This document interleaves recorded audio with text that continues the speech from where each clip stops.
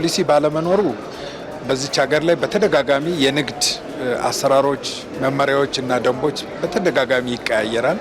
የንግድ ስርዓቱ ላይ ያለው ችግር እኮ ሁለት መሰረታዊ ችግር ነው። የግልጸኝነትና የቅልጥፍና ችግር ነው ይባላል። ስለዚህ እነዚህ የግልጸኝነትና የቅልጥፍና ችግር ውስጣቸው ማለት ነገር አለ። የእስራኤሉ ጠቅላይ ሚኒስትር ቤንያሚን ኔታንያሁ እንዳሉትም አዲስ የሚቋቋመው የደህንነት ኮሪደር በደቡባዊ የፍልስጤም ክፍል የሚገኘውን የራፋ ከተማ ከተቀረው የፍልስጤም ግዛት ቆርጦ የሚለይ ነው ያሉ ሲሆን ይህም የሐማስን ኃይል እንዲዳከም እንዲሁም በእስራኤል ላይ የሚያደርሳቸው ጥቃቶች እንዲቀንሱ የሚያደርግ እቅድ መሆኑ ተገልጿል። የሩሲያ ከፍተኛ ባለስልጣናት በዛሬው ዕለት ወደ ዋሽንግተን ማቅናታቸው ተሰምቷል። ባለስልጣናቱ ወደ አሜሪካ የሚያቀኑት ለይፋዊ የሥራ ጉብኝት እንደሆነም ታውቋል። በጉዞ ከሚካተቱት የሩሲያ ፌዴሬሽን ከፍተኛ ባለስልጣናት ውስጥ ክሪል ዲሜትሪቭ ይገኙበታል። በቀጣይ የምናየው ደግሞ ጉዳቶቻቸው ነው። የመጀመሪያው ሊቀንስ የሚችል የነዳጅ ውጤታማነት ነው። ሰፋ ያሉ ጎማዎች አልፎ አልፎ ኤሮዳይናሚክ ሊያሳድጉ ቢችሉም በአጠቃላይ ከፍተኛ የመንከባለል አቅም አላቸው። ይህም የነዳጅ ኢኮኖሚ ይቀንሳል። ይህ ከጊዜ ወደ ጊዜ እየጨመረ የሚሄድ የነዳጅ ወጪን ያስከትላል። ጤና ይስጥልን የተወደዳችሁ ተመልካቾቻችን፣ ከሀገሬ ቴሌቪዥን ዕለታዊ ዜናዎችን ይዘን ቀርበናል። እሱ ባለው ጋሻው ዜናዎችን በማቅረብ በኩል አብሬያችሁ ቆይታ አደርጋለሁ። እናንተ የተወደዳችሁ ተመልካቾቻችንም እስከ ዜናችን ፍጻሜ ድረስ አብራችሁን እንድትቆዩ አክብሮታዊ ግብዣችን ነው። ቀዳሚ ወደምናደርገው ዜና አልፋለሁ። በኢትዮጵያ ራሱን የቻለ የንግድ ፖሊሲ አለመኖር የንግድ አሰራሮች በተደጋጋሚ እንዲለዋወጡ መንስኤ መሆኑ ተነግሯል። ከዚህ ባለፈ ፍትሐዊ የንግድ ውድድር እንዳይኖር፣ ብልሹ አሰራሮች እንዲስፋፉ እንዲሁም የውጭ ኢንቨስትመንት ላይ እንቅፋት እንዲፈጠር ማድረጉም ተሰምቷል። የንግድ ስርዓት ማነቆችን ለመቅረፍ ሚና አለው የተባለ አዲስ ረቂቅ የንግድ ፖሊሲ እየተዘጋጀ ይገኛልም ተብሏል። ሙሴ ከበደ ተጨማሪውን አዘጋጅቷል። ከዛሬ 65 ዓመታት በፊት በ1952 ዓ.ም ወደ ስራ ከገባው የኢትዮጵያ ንግድ ሕግ በስተቀር ኢትዮጵያ ራሱን የቻለና ወጥ የሆነ የንግድ ፖሊሲ የላትም። ይህ በመሆኑ ምክንያትም የኢትዮጵያ ንግድ ስርዓት በዘርፈ ብዙና ውስብስብ ችግሮች እንዲተበተብ ምክንያት ስለመሆኑ ይነሳል። ከነዚህ መካከል ፍትሐዊ የሆነ የገበያ ውድድር እንዳይፈጠር እንዲሁም ከዓለም አቀፍ የንግድ ስርዓቶች ጋር የተናበበ የሀገራዊ የንግድ አሰራር ሂደት እንዳይኖርና እንዲሁም ህገወጥና ብልሹ አሰራሮችም እንዲስፋፉ ስለማድረጉ ይነሳል። እነዚህና መሰል ችግሮችን ይቀርፋል የተባለ አዲስ የኢትዮጵያ ንግድ ፖሊሲም በረቂቅ ሂደት ላይ ይገኛል። የዚህ ፖሊሲ አዘጋጅ ኮሚቴ ሰብሳቢና እንዲሁም በኢትዮጵያ ነዳጅና ኢነርጂ ባለስልጣን የኢነርጂ ዘርፍ ምክትል ዋና ዳይሬክተር ዶክተር ደስታው መኳንንት በኢትዮጵያ የንግድ ፖሊሲ ባለመኖሩ ያጣነው ብዙ ነው ይላሉ። ፖሊሲ ባለመኖሩ በዚች ሀገር ላይ በተደጋጋሚ የንግድ አሰራሮች፣ መመሪያዎች እና ደንቦች በተደጋጋሚ ይቀያየራል። ይሄ በመሆኑ በንግዱ ማህበረሰብ ዘንድ አንደኛ ተገማች ያለመሆን፣ የሚደረጉ የንግድ አሰራር ስርዓቶች መለዋወጥ በንግድ ስርዓቱ ላይ ትልቅ እንቅፋት ነበሩ። ምክንያቱም የንግዱ ማህበረሰብ አጠቃላይ ንግዱ በምን መንገድ እንደሚሄድ ማዕቀፍ የሆነ የንግድ ፖሊሲ ባለመኖሩ እና አዳዲስ መመሪያዎች፣ አሰራሮች በተለያየ ጊዜ ስለሚወጡ የንግድ ማህበረሰቡ በንግድ ስራ ላይ የሚያደርገውን እንቅስቃሴ ተገማች በሆነ መንፈስ እንዳያደርግ እንቅፋት ይሆናል ማለት ነው። አንዱ እሱ ነው። ሁለተኛ ዓለም አቀፍ አገራት ጋር ከሌሎች አገራት ጋር ከዓለም አቀፍ ድርጅቶች ጋር የምናደርጋቸው ግንኙነቶች በሙሉ በንግድ ፖሊሲያችን መሰረት አድርጎ ነው የሚሆነው። አጠቃላይ የንግድ ስርዓቱ የሚሄድበት አቅጣጫ ስለሚቀያየር መተማመን ያለ መፍጠር፣ በተደጋጋሚ ስምምነቶችም ቢሆን ቋሚ ሆነ ያለ መዝለቅ ነገሮች ያጋጥማሉ። በሌላ መንገድ ኢንቨስትመንትም ቢሆን አጠቃላይ የንግድ ስርዓታችን የሚመራበት ማዕቀፍ ባለመኖሩ በዚህ በውጭ ኢንቨስትመንት ስራ ላይ የሚሰማሩ የውጭ ባለሀብቶች ሙሉ በሙሉ ስራቸውን በሙሉ እምነት እንዳያስገዱ ትልቅ እንቅፋት ሲሆን ቆይቷል። ኢትዮጵያ አዲስ ቢዝነስ ለመጀመር ምቹ ካልሆኑ ሀገራት መካከል ትጠቀሳለች። አዲስ ቢዝነስ መጀመርን ብቻም ሳይሆን ደግሞ በቢዝነስ ውስጥ መቆየት፣ ከቢዝነሱ የመውጣት ሂደት እንዲሁ በተመሳሳይ መልኩ ቀላል ስላለመሆኑ ነው የሚነሳው። በኢትዮጵያ ሁለት ዋነኛ የንግድ ችግሮች አሉ የሚሉት የኢትዮጵያ የህብረት ስራ ኮሚሽን ምክትል ዋና ኮሚሽነር ሺሰማ ገብረስላሴ ግልጸኝነትና እንዲሁም ቅልጥፍና ዋነኛ ችግሮቻችን ናቸው ይላሉ። ይህ አዲሱ ፖሊሲም እነዚህን ሁለት ዋነኛ ችግሮች ይቀርፋል ሲሉ እንደሚከተል ያነሳሉ። ቢዝነስ ለመጀመር አይደለም ችግሩ ያለው፣ ከገባህ በኋላ እዛ ውስጥ ለመቆየት ለመውጣትም ጭምር። እንግዲህ ኢዝ ኦፍ ዱይንግ ቢዝነስ ለመጀመርም እዛ ውስጥ ለመቆየትም ለመውጣትም ሲምፕል መሆን አለበት ነው። ለሀገራት ደረጃ የሚሰጥባቸው ነገሮች አሉ። ስለዚህ እዚህ ምዘና ውስጥ ያለን ደረጃ ዝቅተኛ ነው። የተወሰኑ መሻሻሎች ያሉ ቢሆንም ስለዚህ ይሄ ፖሊሲ ብቻም ለውጥ ያመጣል ተብሎ አይጠበቅም ማለት ነው። የተወሰነ ስቴፕ ሊያሻሽልልን ይችላል። ግን ሌሎች ተቋማት ጭምር በዚህ መንገድ ለንግድ ያለን እይታ፣ አስተሳሰብ ግልጽ መሆን አለበት። ይሄ ሲመጣ የንግድ ስርዓቱ ላይ ያለው ችግር እኮ ሁለት መሰረታዊ ችግር ነው። የግልጸኝነትና የቅልጥፍና ችግር ነው የሚባለው። ስለዚህ እነዚህ የግልጸኝነትና የቅልጥፍና ችግር ውስጣቸው ማአት ነገር አለ። ስለዚህ እነሱን ለደረጃ በደረጃ ለመቅረፍ ሁሉም ተቋማት ለካ የኔ ሚና አለበት የሚል እንዲያስቡ ያደርጋል። አንድ ስቴፕ ወደፊት ይወስደናል። በጣም ጠቃሚ ወሳኝ እርምጃ ነው ብዬ ነው የምወስደው። በአንድ ሀገር ውስጥ ፖሊሲ በሌለበት ሁኔታ ወደፊት መራመድ አይቻልም የሚሉት ደግሞ የኢትዮጵያ ሴት ነጋዴዎች ማህበር ፕሬዚደንት ወይዘሮ በረከት ወርቁ በበኩላቸው እንግዲህ በዚህ በንግድ ሂደቶች ላይ በሚታዩ ክፍተቶች ላይ ለምን የሚል ጥያቄ ለማንሳትና እንዲሁም እነዚህን ክፍተቶችንም ከመቅረፍ አኳያ ፖሊሲው ጉልህ የሚባል ሚና እንዳለውም እንደሚከተል ያብራራሉ። በንግዱም ሆነ በየትኛውም ዘርፍ ፖሊሲ ከሌለ መጠየቂያ መድረክ የለህም ማለት ነው። ለምሳሌ ይሄ ለምን ሆነ ሲል ፖሊሲው ማያቅፎ ከሆነ መጠየቅ አትችልም ማለት ነው። ፖሊሲ በሌለበት ምንም ወደፊት መራመድ አትችልም። እንዳያችሁት ከሆነ አብዛኛው ሰው ሀሳብ እየሰጠበት ነው፣ ባለድርሻ አካላት እየተወያየበት ነው። እኛም አሁን ሴቶች ተብሎ በልዩነት ቢታይልን ወይም ደግሞ ተጨማሪ ነገሮች ቢደረጉልን እናለ አካል ጉዳተኞችም የራሳቸውን። ስለዚህ ይሄ ትልቁን ክፍተታችንን ይሞላል ብዬ ነው ማለት። ምክንያቱም በንግዱ ላይ ያለው ክፍተት እንዲህ ዛሬ አሁን እኔ እናንተ ዘርዝረን ምን ጨርሰው አይደለም፣ ብዙ ክፍተቶች ነበሩ። ግን ደግሞ ያንን ጋፕ የሚሞላ ስለሆነ በጣም ጥሩ ነገር ነው። የንግድና ቀጣናዊ ትስስር ሚኒስቴር በዛሬው ዕለት በዚህ ረቂቅ ፖሊሲ ላይ ከተለያዩ የንግድ ማህበረሰቡ ባለድርሻ አካላት ጋር የግብአት ማሰባሰቢያ መድረክ ያካሄደ ሲሆን በቀጣይም ረቂቅ ፖሊሲው ወደ ሚኒስትሮች ምክር ቤት ይመራል ተብሎ ይጠበቃል። ከ3 ዓመት በፊት ጀምሮ የ12ኛ ክፍል ሀገር አቀፍ የመልቀቂያ ፈተና ውጤት ከማሽቆልቆሉ ጋር በተያያዘ ትምህርት ሚኒስቴር ያጠናውን ጥናት ለሕዝብ ተወካዮች ምክር ቤት አቅርቧል። ለውጤቱ ማሽቆልቆል እንደ ምክንያት የተለዩ ጉዳዮችም በጥናቱ ተመላክተዋል። የምክር ቤቱ አባላትም የተለያዩ ጥያቄዎችን አቅርበዋል። በላይሁን ፍሳ ትምህርት ሲወድቅ ተጠያቂው ኤቭሪባዲ ኢን ዋን ፎርም ኦር አናዘር ሁላችንም ኃላፊነታችን እንውሰድ። ሪሊ ዚስ ኢዝ ይሄ እንትን ለማላቀቅ ከአንዱ ወደ አንዱ የምናደርገው ነገር እንተው። ተጠያቂ የሆነው ሁሉም ነው የሚል ነገር አለ። ያ ሁሉም ነው ከተባለ አስቸጋሪ ነው ሆኖ ምንም ኤቭሪባዲ ተጠያቂነቱ ኤቭሪባዲ ነው ከተባለ ነው በዚህ ማለት ነው። ኩረጃ ስላስቀረን ነው ተማሪ የወደቀ የሚለው ነገር እንዲሁ ሁሉንም ላያሳምን ይችላል። በተወሰነ ደረጃ እውነት ነው። ነገር ግን እስኪ ይጠና፣ ይሄ ነገር ይጠና።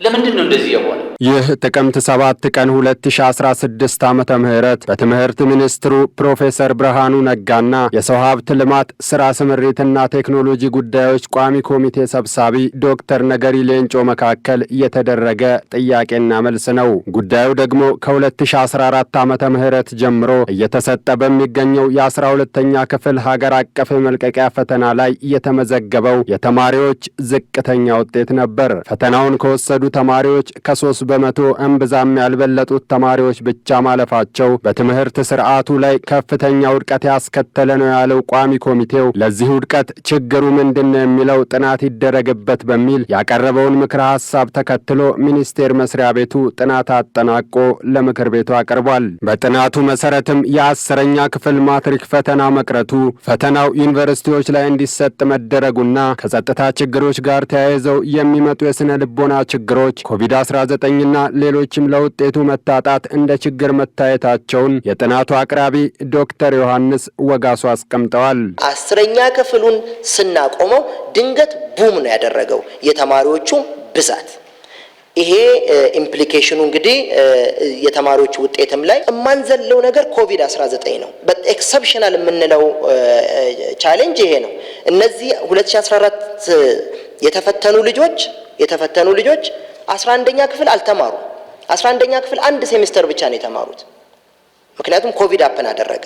ኮንፍሊክትም እንደዚሁ በተለይ ኮንፍሊክት ባለባቸው አካባቢዎች ላይ ያሉ ልጆች የነበራቸው የስነ ልቦና ጫናም ቻሌንጆች እንደነበሩ አይተናል። ኦቨርኦል መማር ማስተማር ላይ፣ የትምህርት አመራር ላይ፣ የትምህርት ቤቶች ድጋፍ ላይ፣ የትምህርት ቤቶች የተሟላ ግብአት ኖሯቸው መሰረተ ልማት ኖሯቸው ከመሄድ አንጻር፣ ኤግዛም አድሚኒስትሬሽን ላይ፣ የተማሪዎችም ዝግጁነት ላይ ራሱ ለዚህ ለማስፌለር ኮንትሪቢዩት አድርጓል። ጥናቱ የቀረበላቸው የሰው ሀብት ልማት፣ ስራ ስምሪትና ቴክኖሎጂ ጉዳዮች ቋሚ ኮሚቴ አባላትም በጥናቱ መካተት አለባቸው ያሏቸውንና ሌሎችም ለትምህርት ስርዓቱ መውደቅ ችግሮች ናቸው ያሏቸውን አንስተዋል። በተለይም ደግሞ ምንም ተማሪ ባላሳለፉ ትምህርት ቤቶችና አመራሮቻቸው ላይ ተጠያቂነት እንዲኖር ጠይቀዋል።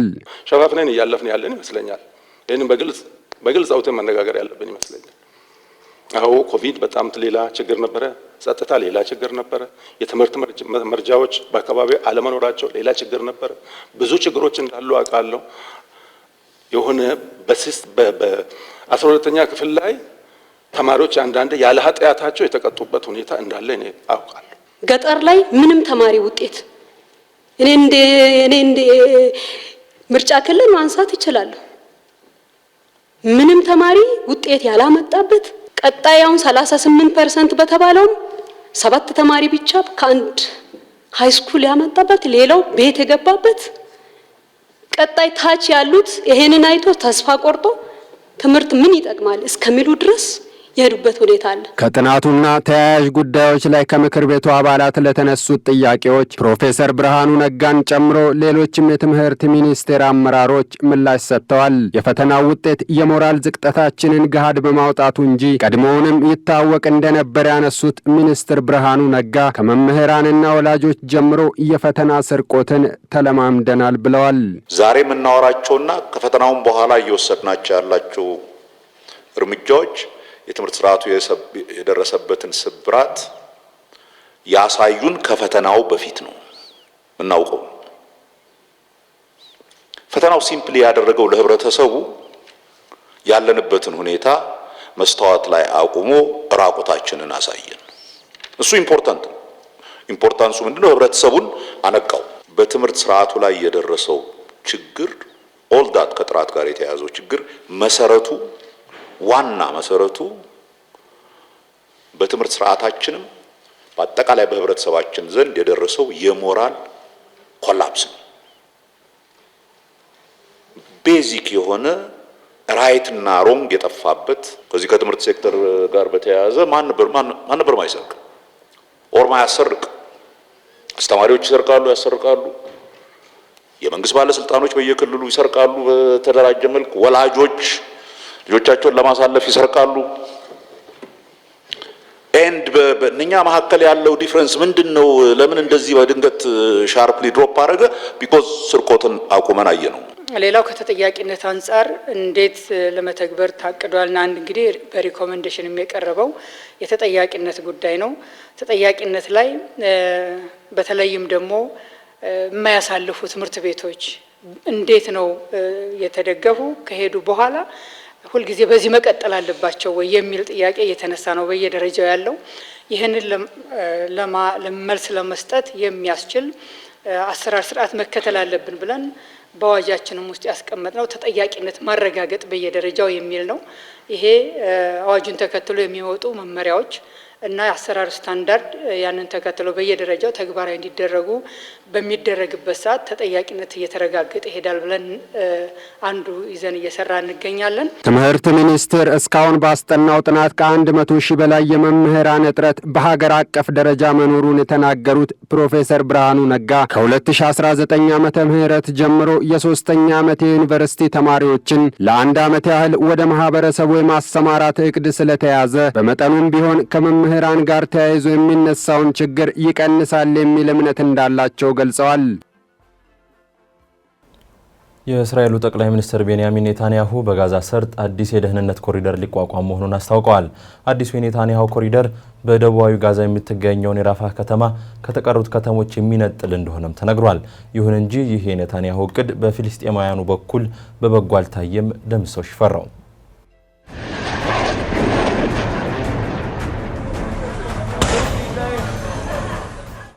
የእስራኤል ጦር በጋዛ ላይ ከፍተኛ ድብደባዎችን መፈጸሙን ቀጥሏል። ይህ ግዙፍ ወታደራዊ ዘመቻም ሐማስ ሙሉ በሙሉ መጥፋቱን እርግጠኛ ከመሆናቸው በፊት የሚቆም አለመሆኑን የእስራኤል ባለስልጣናት እየገለጹ ነው። በጋዛ ያለውን ጦርነት ለመቋጨት እንዲሁም ሐማስ በድጋሚ ስጋት መሆን የማይችልበት ደረጃ ላይ ሊያደርሱ ይችላሉ የተባሉ አማራጭ መንገዶችን እስራኤል እየቀየሰች ነው። እስራኤል ሐማስ ላይ ጫና ይፈጥርልኛል ብላ ተግባራዊ ለማድረግ ካቀደቻቸው እቅዶች መካከል በጋዛ ሰርጥ አዲስ የደህንነት ኮሪደር መፍጠር ነው ተብሏል። የእስራኤሉ ጠቅላይ ሚኒስትር ቤንያሚን ኔታንያሁ እንዳሉትም አዲስ የሚቋቋመው የደህንነት ኮሪደር በደቡባዊ የፍልስጤም ክፍል የሚገኘውን የራፋ ከተማ ከተቀረው የፍልስጤም ግዛት ቆርጦ የሚለይ ነው ያሉ ሲሆን ይህም የሐማስን ኃይል እንዲዳከም እንዲሁም በእስራኤል ላይ የሚያደርሳቸው ጥቃቶች እንዲቀንሱ የሚያደርግ እቅድ መሆኑ ተገልጿል። እንደ ኔታንያሁ ገለጻ አዲሱ ኮሪደር በራፋና ካህን ዩኒስ ከተሞች መካከል የሚዘረጋ ሆኖ ሁለተኛው የፊላደልፊ ኮሪደር እንደሚሆን ተናግረዋል። የፊላደልፊ ኮሪደር እንደ አውሮፓውያኑ የዘመን አቆጣጠር በ2005 እስራኤልና ግብጽ በጋራ የመሰረቱት ሲሆን በጋዛ ሰርጥና በግብጽ ድንበር መካከል የተዘረጋ 100 ሜትር ስፋትና 14 ኪሎ ሜትር ርቀት ያለው ቀጭን መተላለፊያ ነው። ግብጽ 750 የድንበር ጠባቂ ወታደሮችን አሰማርታ ጥበቃ ስታደርግለትም ቆይታለች። እንደ አውሮፓውያኑ አቆጣጠር በ2007 ማለትም የጋዛ ሰርጥን ሐማስ እስከተቆጣጠረበት ጊዜ ድረስ ሌላኛውን ክፍል ሲጠብቅ የነበረው የፍልስጤም መንግስት ነበር። ታዲያ ኔታንያሁ ሁለተኛው የፊላደልፊ ኮሪደር ሲሉ የጠሩት መተላለፊያ ከግብጽ ጋር የሚዋሰነው የጋዛ ክፍል ሲሆን ላለፉት 10 ወራትም በእስራኤል ቁጥጥር ስር የሚገኝ አካባቢ እንደሆነ አሶሺየትድ ፕሬስ አስነብቧል። እስራኤል ሌላኛውን የኔት ዛሬም ኮሪደር ለተባበሩት መንግስታት ድርጅት አስረክባ ከስፍራው መውጣቷ የሚታወቅ ሲሆን ይህ አዲሱ ኮሪደር እሱን በሰፊው የሚተካ እንደሚሆን ተነግሯል። አዲስ ተግባራዊ ይደረጋል የተባለው ኮሪደር ሲጨመርበት ጋዛንና ሌሎች የፍልስጤም የባህር ድንበሮች በእስራኤል ቁጥጥር ስር እንዲሆኑ የሚያደርጉ ናቸው። ኔታንያሁ የጋዛ ሰርጥን እየተቆጣጠርን እንገኛለን፣ እናም የሐማስን ግፊት ቀስ በቀስ እየቀነስን ነው። ይህንን ተከትሎም ሐማስ የያዛቸውን እስራኤላውያን ታጋቾች ተገዶ ይመልሳል ሲሉ ተናግረዋል። ኔታንያሁ አዲሱን የደህንነት ኮሪደር ጉዳይ ይፋ ያደረጉት መከላከያ ሚኒስትራቸው እስራኤል ወታደራዊ ተልዕኮ ልትወስድ እንደሆነ በመግለጽ በጋዛ የሚገኙ ነዋሪዎች አካባቢውን ለቀው እንዲወጡ ትዕዛዝ በሰጡ ማግስት ነው። የእስራኤሉ መከላከያ ሚኒስቴር እስራኤል ካትዝ በጋዛ ደቡባዊ ራፋህ የሚገኙ ነዋሪዎች እስራኤል ወታደራዊ እርምጃ ልትወስድ በመሆኑ ወደ ሰሜናዊ አካባቢ እንዲያቀኑ ማስጠንቀቂያ ሰጥተዋል። እስራኤል በድጋሚ የጋዛን ሰርጥ ሰፊ ስፍራዎች ለመቆጣጠር ማቀዷም የተሰማ ሲሆን በአዲስ መልኩ የእስራኤል ጦር የሚይዛቸው ስፍራዎችም የቴል አቪቭ ከግጭት ነጻ ቀጠና አካል ሆነው ይቀጥላሉ ሲሉ የመከላከያ ሚኒስትሩ አረጋግጠዋል።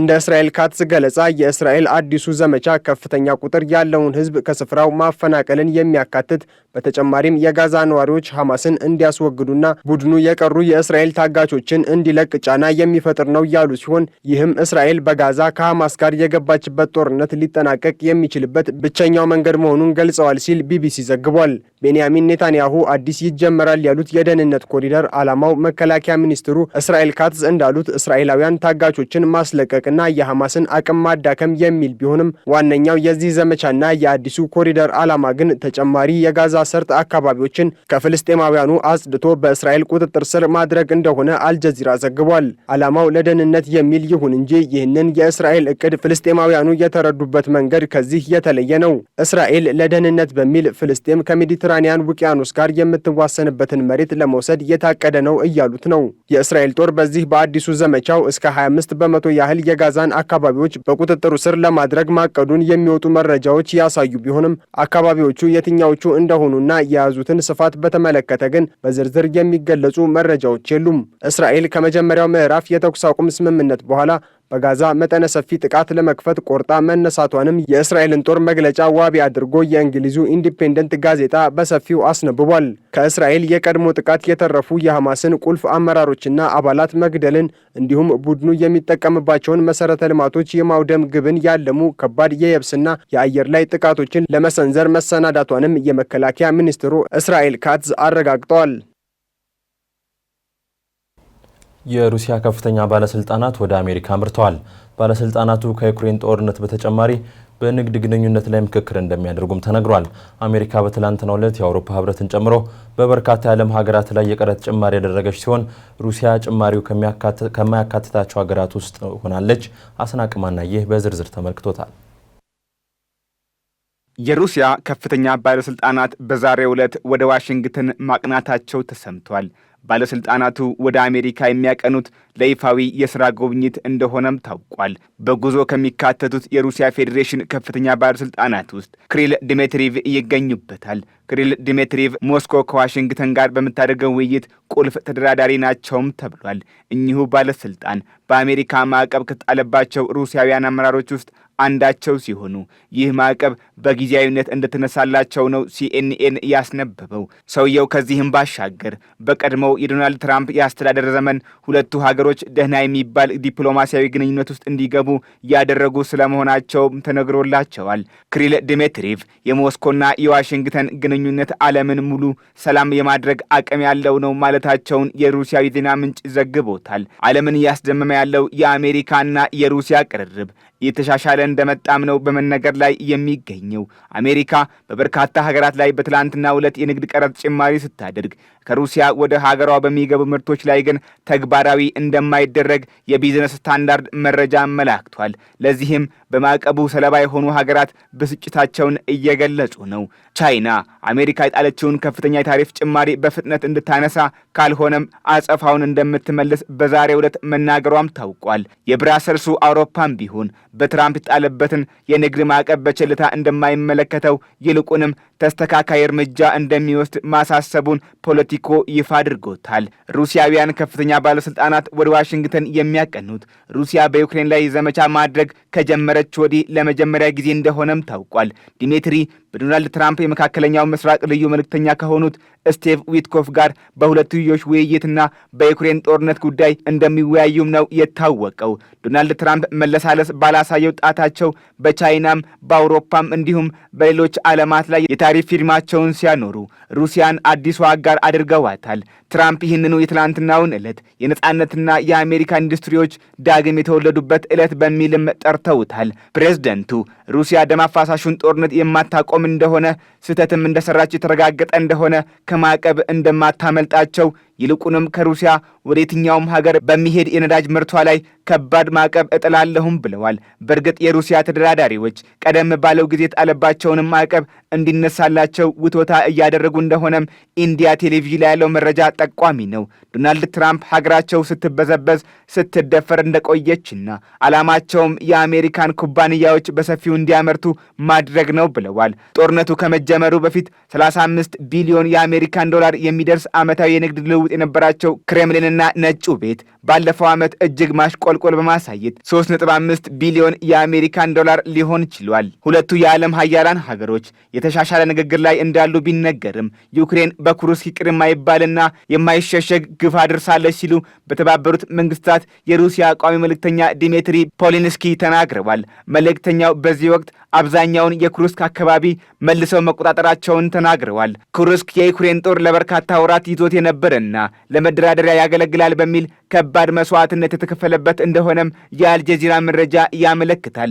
የሞስኮ ታይምስ መረጃ እንደሚያሳየው ሩሲያ በአንድ በኩል ከአሜሪካ ጋር እየተደራደረች ሲሆን፣ በሌላ በኩል ደግሞ የዩክሬን ከተሞችን ከመደብደብ እጇን አልሰበሰበችም። ዛሬ ማለዳ የፕሬዝዳንት ቮሎዲሚር ዜሌንስኪ የትውልድ ከተማ የሆነችው ክሬቭሪህ ስትደበደብ አድራ 4 የሚሆኑ ሰዎች ለሞት ተዳርገውባታል። በተመሳሳይ ሰዓት የሀገሪቱ ሁለተኛ ታላቅ ከተማ የሆነችውን ካርኬቭን በሚሳኤል መምታቷን ሞስኮ ታይምስ አስነብቧል። ይሁን እንጂ እንደ ሮይተርስ ዘገባ ዩክሬን በኃይል መሰረተ ልማቶች ላይ የተንኳሽ ንግግሮች እያደረገች ነው ስትል ሩሲያ ወቅሳለች። ይህ መወቃቀስ ታዲያ በሁለቱም ወገኖች የሚስተዋል ነው።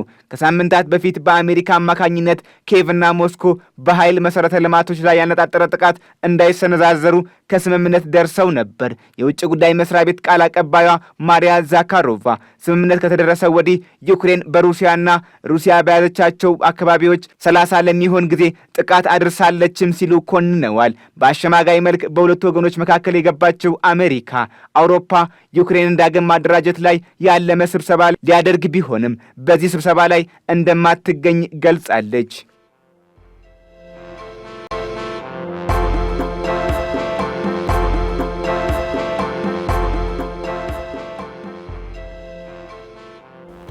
ሀገሬ ዜና እንደቀጠለ ነው። የተወደዳችሁ ተመልካቾቻችን፣ አሁን ደግሞ ወደ አጫጭር መረጃዎች እናልፋለን።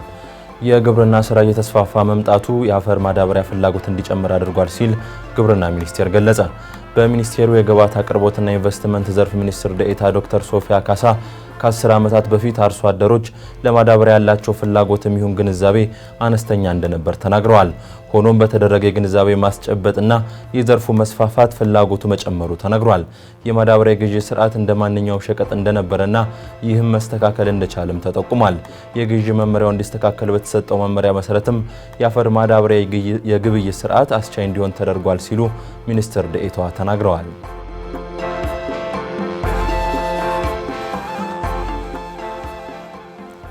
የኢትዮጵያን የቱሪዝም ዘርፍ የሚመጥን አዲስ የፖሊሲ ለውጥ እንደሚያስፈልግ የቱሪዝም ሚኒስትሯ ሰላማዊት ካሳ ተናገሩ። ሚኒስትሯ ኢትዮጵያ ባላት ታሪካዊ ተፈጥሯዊና ሰው ሰራሽ የቱሪዝም ሀብት በዓለም ደረጃ በቀዳሚነት የምትጠቀስ ሀገር ናት ብለዋል። ዘርፉም ከጊዜ ወደ ጊዜ መሻሻሎች እየተመዘገቡበት መሆኑን ጠቁመዋል። ከዚህ ቀደም የነበረው የቱሪዝም ፖሊሲ ማዕቀፍ ለ13 ዓመታት ያህል ያገለገለ መሆኑን ያነሱት ሚኒስትሯ አሁን ላይ በዘርፉ ያለው እይታ በእጅጉ መቀየሩን ተናግረዋል። ዘርፉን ጊዜውን በዋጀ መልኩ ለመምራት የሚያስችል የፖሊሲ ዝግጅት ሲካሄድ መቆየቱን የገለጹት ሚኒስትሯ ባለፉት ጊዜያትም በርካታ አካላት የተሳተፉበት ውይይት በማድረግ ግብዓት ሲሰባሰብ መቆየቱን አስታውሰዋል። አዲሱ ፖሊሲ የኢትዮጵያን ገጽታ ለመገንባት እንዲሁም ከዘርፉ የሚገኘውን ገቢ ከፍ ለማድረግ እንደሚያግዝ መናገራቸውን ኢዜአ ዘግቧል።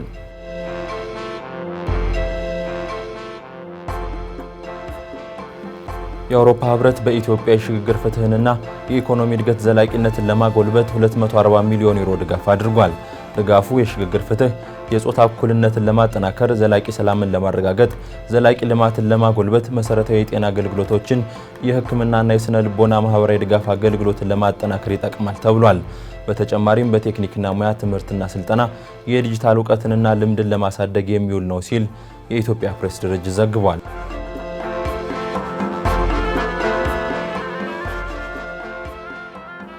የኒጀር ወታደራዊ መሪዎችና የቀድሞ ሚኒስትሮችን ጨምሮ ከ50 በላይ እስረኞች ከስር መለቀቃቸው ተነገረ። የቀድሞዎቹ የመከላከያ የነዳጅና ፋይናንስ ሚኒስትሮች ከተለቀቁት እስረኞች መካከል ቢገኙም ከስልጣን የተወገዱት ፕሬዝዳንት መሐመድ ባዙም እንዳልተካተቱበት ተሰምቷል። ከተለቀቁት መካከል ቀደም ሲል መፈንቅለ መንግስት አድርገዋል ተብሎ የተከሰሱ ከፍተኛ የጦር መኮንኖችም ይገኙበታል። ፕሬዝዳንት መሐመድ ባዙም ኒጀር እንደ አውሮፓውያን አቆጣጠር በ1960 ከፈረንሳይ ቅኝ ግዛት ነፃ ከወጣች በኋላ የሀገሪቷን መሪ እንዲተኩ ለመጀመሪያ ጊዜ የተመረጡ መሪ ሲሆኑ በአካባቢው ከሚገኙ ጽንፈኛ ታጣቂዎች ጋር በሚደረገው ውጊያም ምዕራባውያኑ እንደ ቁልፍ አጋር ይቆጥሯቸዋል ሲል ፍራንስ 24 ዘግቧል።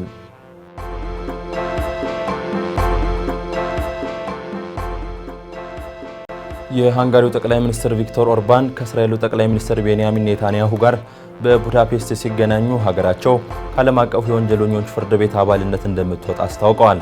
ኔታንያሁ በዓለም አቀፉ ፍርድ ቤት የጦር ወንጀለኝነት ተከሰው የእስር ትዕዛዝ እንደወጣባቸውም ይታወሳል። ሃንጋሪ ዓለም አቀፉ ፍርድ ቤት ፈራሚ ሀገር እንደመሆኗ ጠቅላይ ሚኒስትሩን አስራ ማስረከብ ቢገባትም ይህንን ከማድረግ ከመቆጠቧን በላይ ራሷን ከፍርድ ቤቱ ልታገል ስለመሆኑ ሲኤንኤን ዘግቧል። ይህም ሀገሪቱን የአውሮፓ ህብረት አባል ሀገር ሆና ብቸኛ የፍርድ ቤቱ አባል ያልሆነች ሀገር ያደርጋታል። የእብድ ውሻ በሽታ በአይን በማይታይ ቫይረስ የሚመጣ ሲሆን በበሽታው የተያዙ እንስሳት ንክሻ ወይም በመቧጨር የሚተላለፍ ነው። በሽታው ማዕከላዊውን የነርቭ ስርዓት የሚጎዳ ብሎም ከባድ የአንጎል ህመምም የሚያስከትል ነው። የእብድ ውሻ በሽታ ሕክምና ካልተደረገለት ለሞት የሚዳርግ ቢሆንም ቀድሞ መከላከልም ይቻላል። ስለ እብድ ውሻ በሽታ የጤና ባለሙያው ተከታዩን አዘጋጅቷል።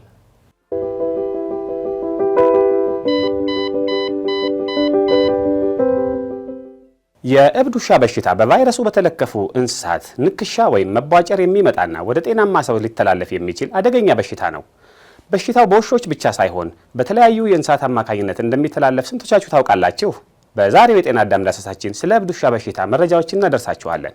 በላይ ባይሳሴ ነኝ።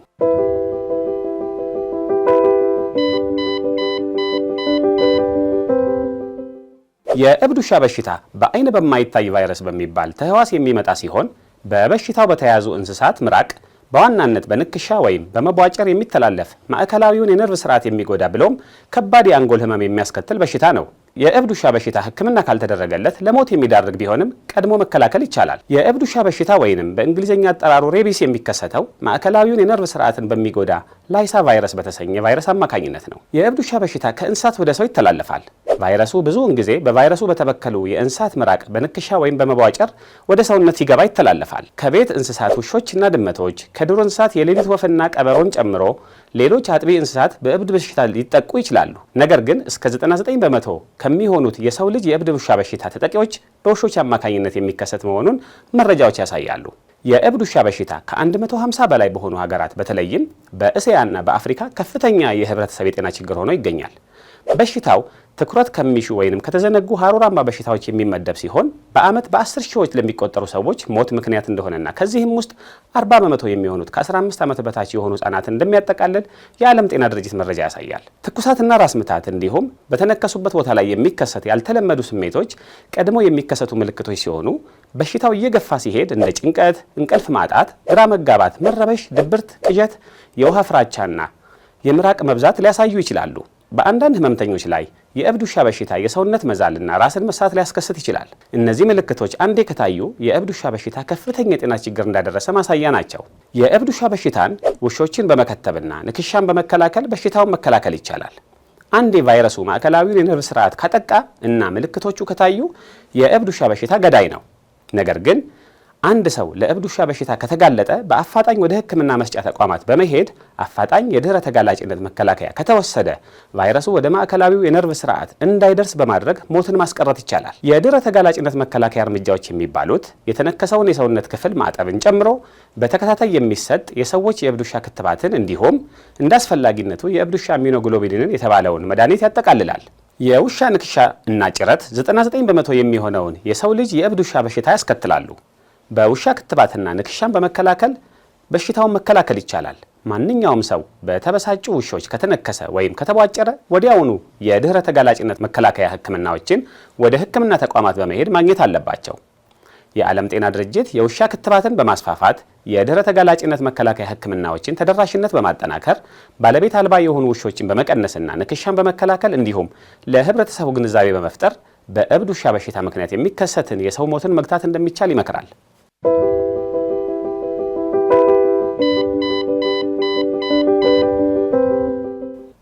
የመኪናን ውበት ከሚጨምሩ ወሳኝ ነገሮች መካከል አንደኛው ነገር የመኪናችን ጎማ ነው። ነገር ግን የመኪናችንን ውበት ለመጨመር ስንል የጎማ መጠንን ስናሻሽል ለተጨማሪ ወጪና አደጋ እንዳንጋለጥ ይለናል የአውቶሞቲቭ ባለሙያው በቀጣዩ ጥንቅር።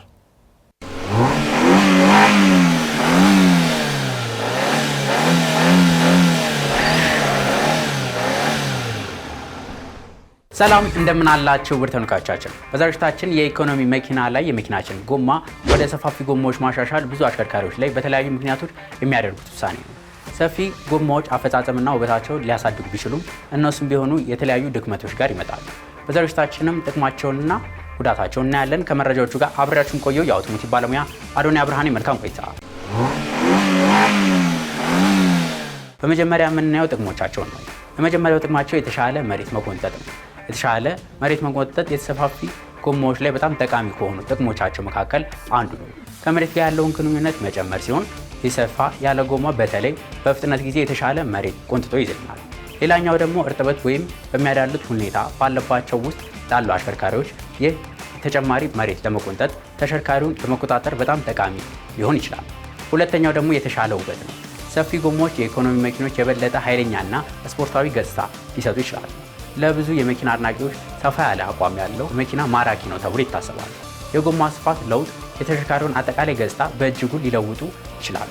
ይህም በመንገድ ላይ ጎልቶ እንዲታይ ያደርገዋል። ሶስተኛው ደግሞ ጭነትን መጋራት ነው። ምንም እንኳን ተቃራኒ ቢመስልም በአንዳንድ ሁኔታዎች ሰፋፊ ጎማዎች የጎማውን ድካም ሊቀንስ ይችላሉ።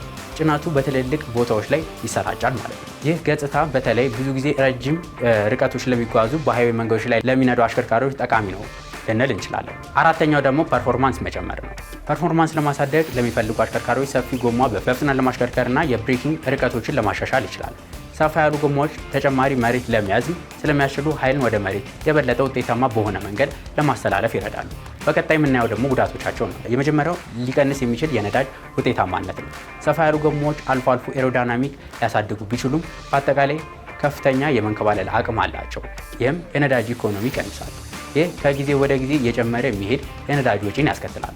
ሌላኛው ደግሞ የጎማ ዋጋ መጨመር ነው። ሰፊ ጎማዎች ከጠባብ አቻዎቻቸው የበለጠ ውድ ናቸው። መጀመሪያው ኢንቨስትመንት ጠቃሚ ሊሆን ይችላል፣ በተለይ ለፕሪሚየም ወይ ደግሞ ለፐርፎርማንስ ተኮር ጎማዎች። በተጨማሪ ደግሞ ሰፊ ጎማዎች ብዙ ጊዜ የበለጠ ውድ ቸርኪ ያስፈልጋቸዋል። ይህም አጠቃላይ ወጪ ይጨምራል። ሶስተኛው ደግሞ ምቾት ነው። ሰፋ ያሉ ጎማዎች ወይ ወደ ጠንካራ ወይም ስፖርታዊ ማሽከርከር ሊያመሩ ይችላሉ። ይህም በተለይ ባልተስተካከሉ ቦታዎች ላይ ምቾት ሊጎዱ ይችላሉ። ትልቁ ስፋት የመንገዱን ጉድለቶች በብቃት አይወስድልንም። ይህም ወደ ትንሽ ምቾት ለመንዳት ልምድ ሊተረጎም ይችላል። ከስፖርታዊ ይልቅ ምቾት ለሚያስበልጡ አሽከርካሪዎች ይህ እንደ ትልቅ ኪሳራ ሊታይ ይችላል። ለዛሬ ይዤላችሁ የቀረቡት መረጃ ይህን ይመስል ነበር። በቀጣይ ሌሎች ከመኪና ጋር በተገናኙ መረጃዎች እስከምንገናኝ ድረስ መልካም ሁሉ ተመኘው።